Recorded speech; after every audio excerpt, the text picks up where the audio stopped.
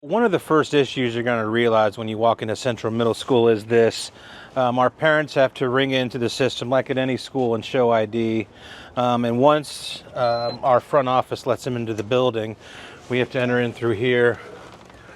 And we have, of course, our safety vestibule, but we have to radio our SSA to let them know whether or not they can let the parent in or not, which is kind of a delayed process. So then they go through metal detectors here, but then all guest visitors have to walk this hallway and go up the stairs. So for me, it's a safety issue. If a person did not want to go straight to the front office, they could easily go off downstairs or go off into a different direction.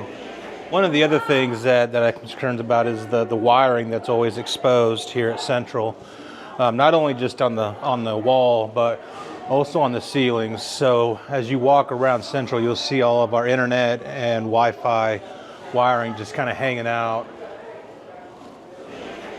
That ramp's not ADA accessible. Our building does not have an elevator, so our building cannot house a child with a wheelchair. And it's extremely difficult when we have a student on crutches. I watched our custodial crew when we had to move classrooms around this year. They hauled furniture, desks up and down these stairs, which I was very proud of our custodial staff. They work really, really hard, but they shouldn't have to work that hard. One of the other things that makes this kind of unique is we still have skeleton keys. I don't even know if they make these keys anymore, but this is where we have to store our office supplies.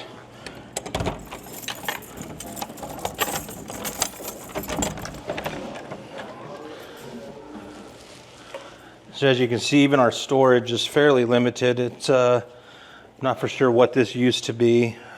Maybe went down to an old gym. I'm going to take you down to the basement where our 8th grade is housed. One of the first days I came back in July, I walked into the building and I noticed that Mr. Rosas, our head custodian, was using the machine. We had water all the way down to those stairs there. There was water in every one of these classrooms. It destroyed some of the materials that teachers had on the floor. So you can see here how high that water got based on what the watermark is on the wall. We can fix it as much as we want, but the issues keep coming back. They're temporary, they're Band-Aid fixes is what they've become. You can see where there's water damage here, and then if you just look at the walls by the chairs, just the condensation and the moisture down here, and you can kind of smell it's kind of mildewy. So this is our girls' restroom. We are very limited in the amount of restroom space that we have for our students. We don't have enough urinals or toilets for our students. So you walk into the girls' restroom, you can see where the sinks are tearing away from the walls. They had to create a metal shelving unit to hold the sinks up. Protection on the pipes are ripped. There's only so much you can do to clean this to make it nice, but it's just old. You can see where they put even these posts here to hold up the structure. So here's just kind of where our storage is. Even the storage area needs a lot of work. If you walk around Central, it's not uncommon to see cracking paint everywhere. This is our mechanical room. You can notice the dirt that's on the floor. This entire room was flooded when we had that flood in the hallway. You can see where we have water that is constantly coming down from the foundation of the building. Our water supply, this is what it looks like on the ground and what supports it. So this is our wrestling room. So what we've had to do is, this is all rock. So these are old mats that we use as a subfloor. So our kids don't wrestle on these mats. We have to take our nice mats and roll them out so they can wrestle on a surface, but it's still just an uneven surface. We've had to put high jump pads up against here. up against the pillars. You can see where we've tried to keep the kids safe from the concrete in the walls. And over here with our storage, it's still on rocks. And you know, when I go to other middle schools in other districts, and when our kids go to other schools in other districts, and even when our kids enter in some of those newer buildings, it really does become an equity issue when you look at what our wrestlers are wrestling in. So if students have class out here in the trailers, they have to be buzzed in and out. So the only real protection we have is the fence, and I know how easily that fence could be crawled over. We had an incident a few weeks ago where something was happening in the community and we had to go into secure, which means we lock all doors, no one in and out, but we do business as usual in the school. Well, because the concern was outside the school, we could not release those kids from the trailers, and we couldn't let kids out to go to the trailers. There are no restrooms out there. So they were out there for about an hour and a half, close to an hour and a half, with no restroom usage, no water, which was a concern for me. There's only so much fixing we can do to this building before it just can't be fixed. Like I said, our custodial staff does the best they can do. If you walk in, our floors are shiny. It's a clean building, but we continue to put fixes on it, and it's to a point where it's not doing the job anymore. These classrooms have not been remodeled.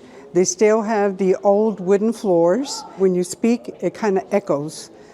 So when the teacher is speaking and the students speak, so it tends to get really loud. This school is kind of difficult to get around because there are so many stairs. It's not handicap accessible except in one section, which is the entryway towards the gym. We don't have an elevator, so there are many stairs, 3 floors. For a person that is my age and having problems with knees, it is very difficult to get up and down these stairs. I was told by one of the custodians that at one time, way back, that this floor was used to store coal for the warmth of the school building. I don't know how long ago that was, but now, as you could see, it's been converted into classrooms, but there is no restroom for the students on this floor. So they would have to go up 2 flights of stairs, all the way across, down the hall, all the way to the end to use the restroom. That my noise is my air conditioner / heater. It has gotten louder. Right now it's kind of in the middle. I'm just about to put a work order in, and then they will come in and tighten down a few screws, but it'll shake itself loose again. So this is kind of a constant thing I battle every day. This is a newly refurbished classroom. It's been closed for about 3 years. At one point, the piping broke, and I arrived at school one day with a flow of water going across the hall. We had the carpeting at that time, but there wasn't enough money for us to get new carpeting in here. So it became a mold hazard, and this room was used for storage.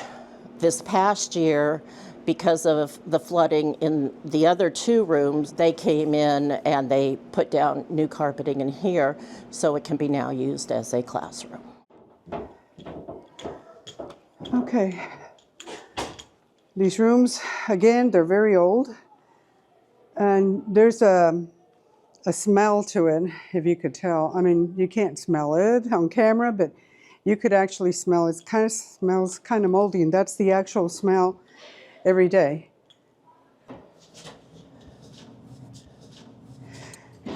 This area here, as you could tell by the floors and part of the wall, there was always water here, always water. It smells very moldy. We've had so many repairs and, how would you say, trying to remodel. There's been a lot of leaks in the building, and the staff, or how would you say, maintenance, tries to take care of, but it continues. So each year that we come back, there's something new that appears that needs to be done. Well, we're on our way to our remote learning units. We have 8 classrooms outside. Each building has 4 classrooms apiece. Our students have to navigate through these doors to get out to these 8 classrooms. We're very fortunate today is a nice day, but if it's raining or snow, weather can really affect the students' transit into the building. One of the concerns we do have is there's a lot of different elevation changes, so our students with mobility risks sometimes have difficulties. Our second trailer is right around the corner a little bit. It is fenced off, which is great, but it is still an area of concern as workers if they have to come in and work on anything. So additionally, this is inside. Not both of them have the hallway in between. This trailer has the hallway in between, which makes it nice. The limited space for these teachers can be cumbersome. We are fortunate. Each room does have its own heating and cooling, but with the access to the exterior doors as kids come in and out, that temperature can adjust very quickly depending on the weather outside. Having all of the heating and cooling just on each wall, it can create a noisy environment for the kids.